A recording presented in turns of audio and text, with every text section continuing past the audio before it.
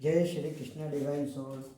Friends, जैसा कि आप सबको पता है कि आज के 2 दिन 3 दिन बाद 26 तारीख को 26 सितंबर को जन्माष्टमी, हमारे कान्हा जी का जन्मदिन, लड्डू गोपाल का जन्मदिन।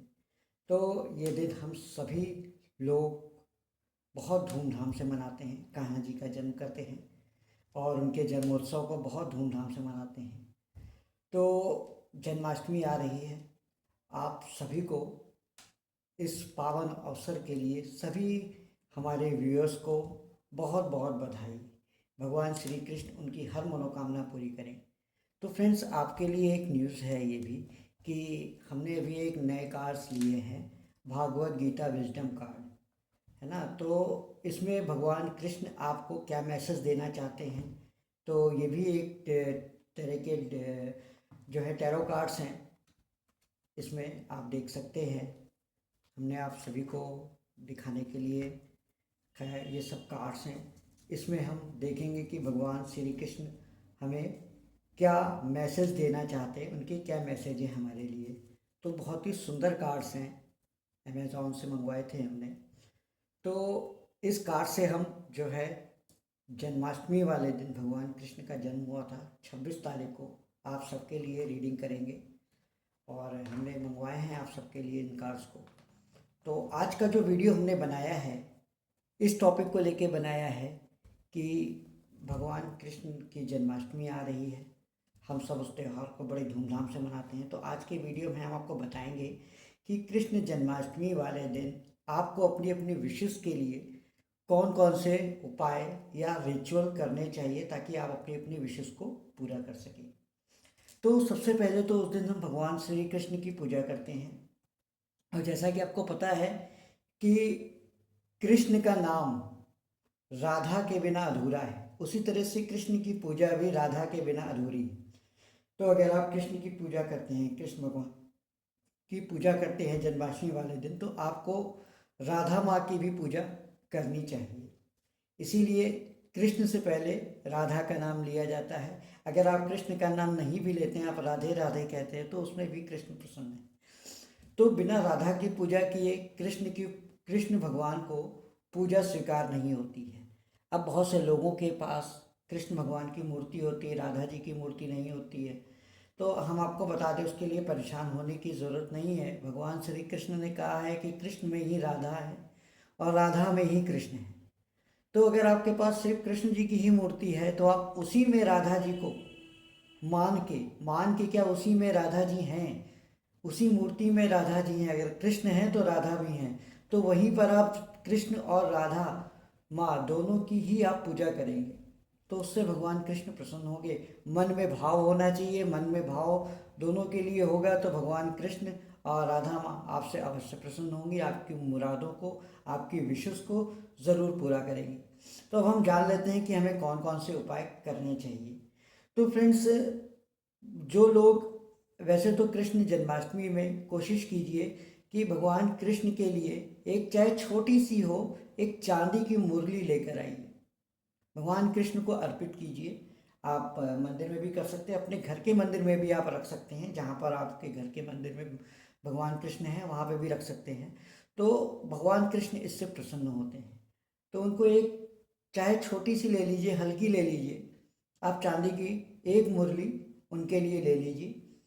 और अगर नहीं ले पाते हैं तो आप लकड़ी की भी बांसुरी ले सकते हैं। स्थिति नहीं है बहुत लोगों की, तो उसके लिए परेशान ना हो, आप लकड़ी की बांसुरी भी ले सकते हैं। ईश्वर से भाव के भूखे होते हैं। लेकिन अगर आप कर सकते हैं, आप सामर्थ्यवान हैं, तो आप एक चांदी की मुरली, बांसुरी ज़रूर कृष्ण जी के लिए लेकर आइए। तो अब हम बात करते हैं कि आपको अपनी किस विश के लिए क्या करना चाहिए। जो लोग नौकरी को लेके परेशान हैं, उनकी नौकरी नहीं लग रही है, जॉब को सर्च कर रहे हैं, बहुत परेशान हो गए हैं, तो उनको भगवान श्री कृष्ण को जो है जन्माष्टमी वाले दिन, जन्माष्टमी के दिन उनको दूध में थोड़ा सा केसर मिला के भगवान कृष्ण का स्नान कराना चाहिए।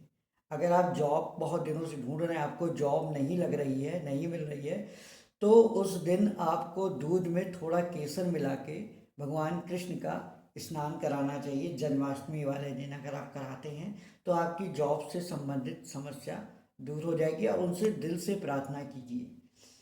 अब हम बात कर लेते हैं जिन लोग मैरिज नहीं हो रही है, जो लोग विवाह के लिए परेशान हैं, और या फिर जो लोग प्रेम विवाह करना चाहते हैं, घर वाले नहीं मान रहे हैं और बाधाएं आ रही हैं विवाह में, तो आपको करना ये है कि आप कृष्ण सुबह उठ के जन्माष्टमी वाले दिन सुबह स्नान करके किसी भी कृष्ण के मंदिर में, राधा कृष्ण के मंदिर में आप जाइए। वहाँ पे उनको लाल पुष्प, एक छोटी सी इत्र की शीशी और एक लकड़ी की ही सही एक बांसुरी वहाँ पर मंदिर में आप राधा कृष्ण के चरणों में उसको समर्पित करिए और उनसे अपने प्रेम विवाह के लिए, वैवाहिक जीवन के लिए आप उनसे प्रार्थना करें। अगर वैवाहिक जीवन में कोई समस्या भी आ रही है, जिनका विवाह हो चुका है उसमें भी समस्या आ रही है, तो वो लोग भी इस उपाय को कर सकते हैं। अगर संभव है, अगर आपका विवाह हो चुका है या आपका कोई पार्टनर है साथ में जिसके साथ आप विवाह करना चाहते हैं, अगर संभव हो सके तो आप ये उसके साथ जाके उपाय करें। लेकिन अगर आप नहीं कर सकते हैं, साथ में नहीं जा सकते हैं, तो आप अकेले भी जा सकते हैं। लेकिन अगर आपका विवाह हो गया है और तो कोशिश कीजिए कि आप हस्बैंड, पति पत्नी दोनों लोग साथ में जाके इस उपाय को करें, तो ये बहुत ही जल्दी जो है इसका प्रभाव देखने को मिलेगा, पॉजिटिव इफेक्ट आपको देखने को मिलेगा। और एक काम आप लोग और कर सकते हैं, जिनको विवाह से संबंधित परेशानी आ रही है, तो जन्माष्टमी वाले दिन आप लोग भगवान श्री कृष्ण का शहद से स्नान कराइए। शहद से अगर आप स्नान कराते हैं तो आपके वैवाहिक जीवन में अगर कटुता आई है तो वो भी दूर हो जाएगी। विवाह के लिए घर वाले नहीं मान रहे हैं तो वो भी मान जाएंगे, विवाह नहीं हो रहा तो वो भी, या किसी भी संबंध में आपस में बैर चल रहा है, मित्र मित्र आपस में नहीं बन रही है, घर वालों से आप किसी भी तरह के रिलेशनशिप में समस्या आ रही है, तो आप भगवान कृष्ण का शहद से स्नान कराइए और अपनी मनोकामना उनसे कहें, वो अवश्य आपकी मनोकामना को पूरा करेंगे। तो ये आप उपाय ज़रूर कीजिएगा। अब बात कर लेते हैं जिनके रोज़गार में समस्या आ रही, जो व्यापार में समस्या आ रही है, जो व्यापार किसी तरह से उनका व्यापार नहीं बढ़ रहा है या पैसा रुका हुआ है, धन से संबंधित समस्याएं हैं, तो आपको 100% एक चांदी की मुरली भगवान श्री कृष्ण को अर्पित करनी ही चाहिए। चाहे आप इसे घर पे कर सकते हैं या मंदिर में कर सकते हैं, कहीं पर भी कर सकते हैं। आपको एक चांदी की मुरली भगवान श्री कृष्ण को अर्पित करनी चाहिए। अगर आप और ज़्यादा सामर्थ्यवान हैं, आप और ज़्यादा कर सकते हैं, तो आपको जो है एक चांदी का ही एक गाय जो है आप ला सकते हैं उस दिन, जन्माष्टमी वाले दिन। तो आप ये अगर करते हैं, अगर आप नहीं कर सकते तो चांदी की जो बांसुरी है वो भगवान कृष्ण को अर्पित कर सकते हैं। तो ये उपाय आप ज़रूर कीजिएगा।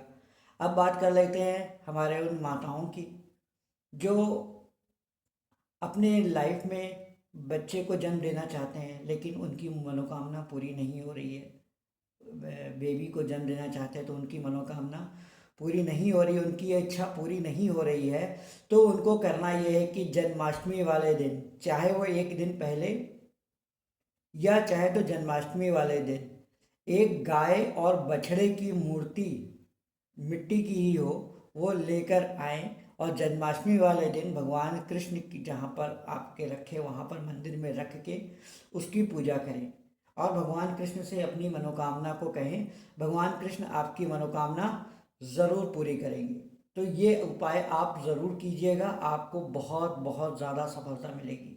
अब हम उनकी बात कर लेते हैं जो हमारे भाई बहन एग्ज़ाम दे रहे हैं, परीक्षाएं दे रहे हैं, या वो अपनी पढ़ाई कर रहे हैं उनके करियर के लिए, या कोई इंटरव्यू देने जा रहे हैं किसी एग्ज़ाम का।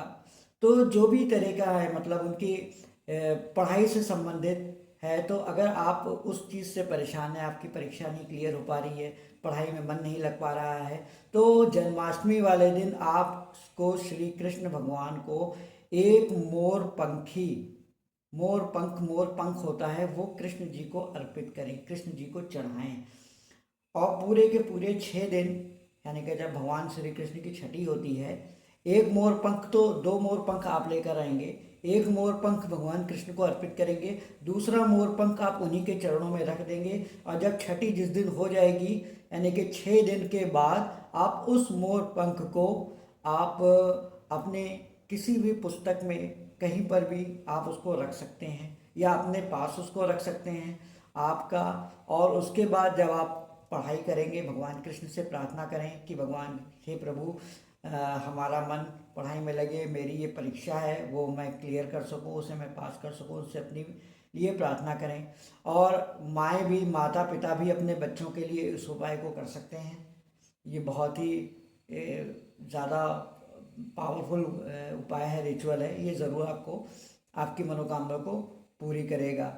और जो लोग किसी न किसी रोग से पीड़ित हैं, रोग उनको परेशान कर रहा है, बहुत ज़्यादा समय हो गया है, कोई रोग से वो छुटकारा नहीं पा पा रहे हैं, तो उस दिन आपको क्या करना है ये आप जान लीजिए। उस दिन आपको, जन्माष्टमी वाले दिन, गाय को, कोई भी गाय आपको दिखती है, उसको थोड़ा सा गुड़, रोटी और साथ में कोई भी पीली दाल यानी कि चने की दाल आप रख के गाय को दें और प्रार्थना करें।